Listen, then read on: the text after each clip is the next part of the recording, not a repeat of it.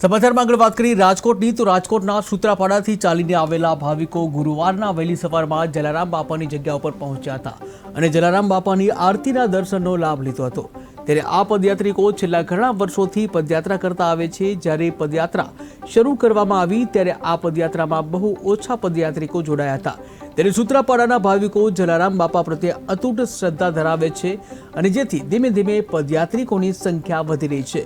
ત્યારે આજે સૂત્રાપાડા બંદર તથા આસપાસના વિસ્તારના ખારવા સમાજના આશરે 41 કે તેથી વધુ પદયાત્રિકો આ પદયાત્રામાં જોડાયા હતા। જેઓ 26 જુલાઈના દિવસે જલારામ બાપાનો જયઘોષ કરી અને ભારે ઉત્સાહ સાથે સૂત્રાપાડાથી નીકળેલા હતા અને ગઈકાલે બુધવારના 5મા દિવસે સાંજના સમયે તેઓ વીરપુર પહોંચ્યા હતા।